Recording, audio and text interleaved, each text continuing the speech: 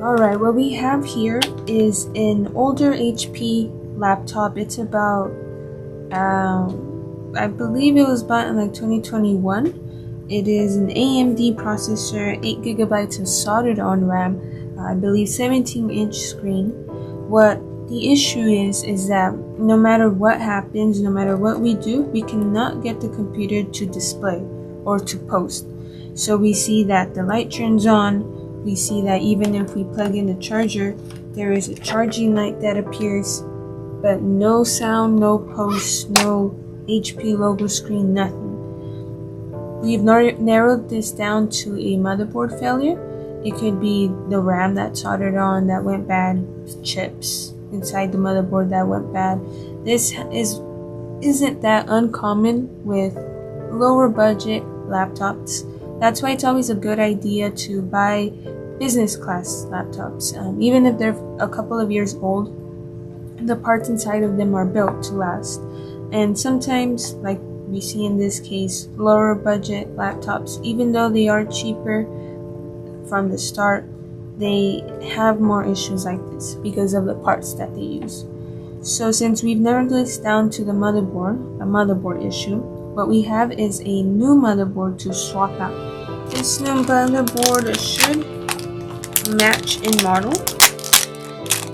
to the motherboard we're going to swap it out for.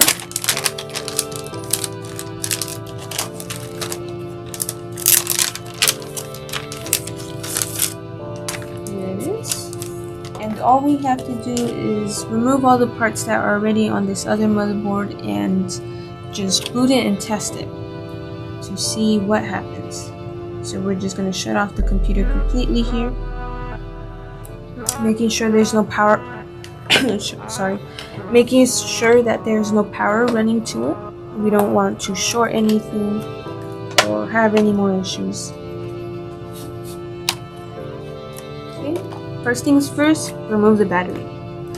If there's a battery, there's power. And last thing we want is for anything to happen. After this, we can hold down the power button a little bit for a couple of seconds just to drain the remaining power inside of the parts.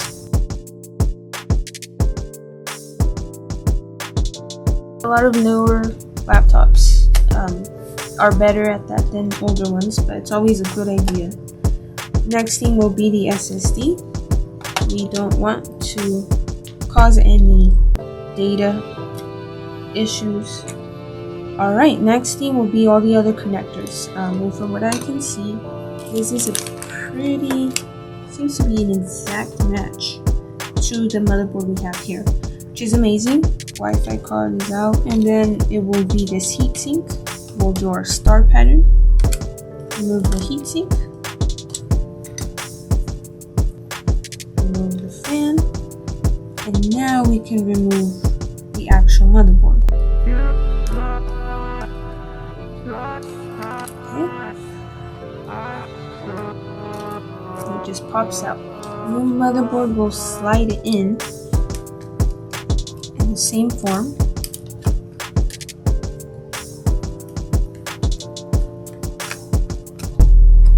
Okay, making sure that it fits into these little clips all around the board, which it seems like it does.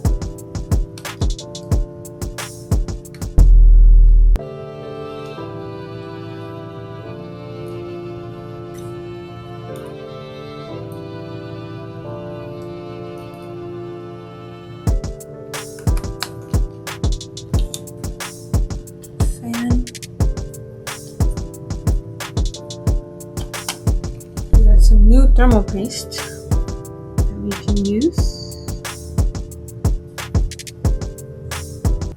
That is plenty. Okay, then apply the heatsink back over the top.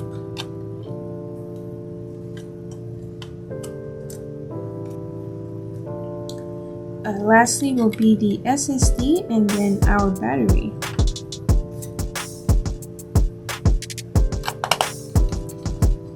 This model battery is very commonly used by HP, seen on a lot of laptops.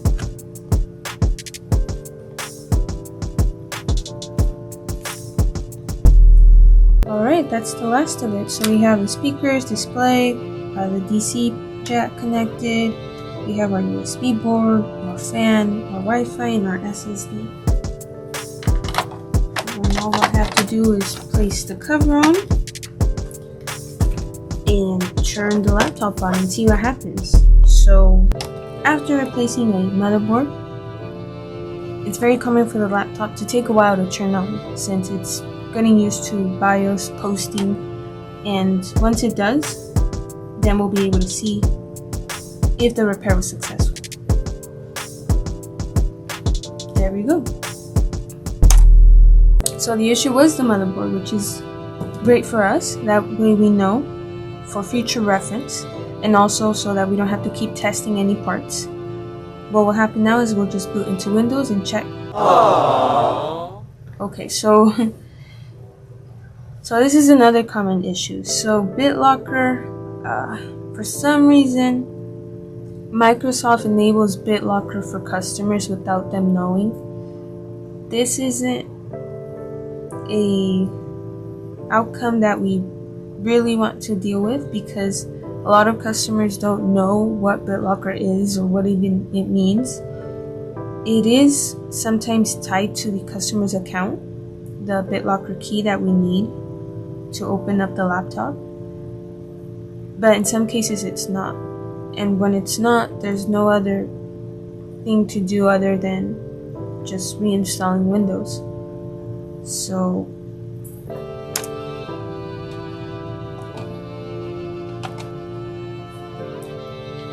I'll have to call the customer. If it allows me to skip, it could be device encryption, which is a separate setting inside of Windows settings.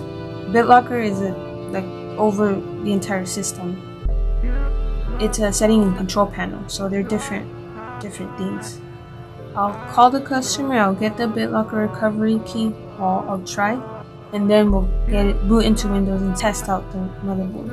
It's now the next day and we have the computer here still on the bench.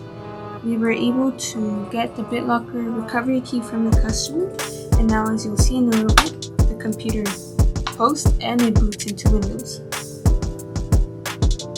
We've already done some tests and updates on the computer, and it is ready to go. The last thing we'll have to do is just close it all up again, screw everything in, and let the customer know.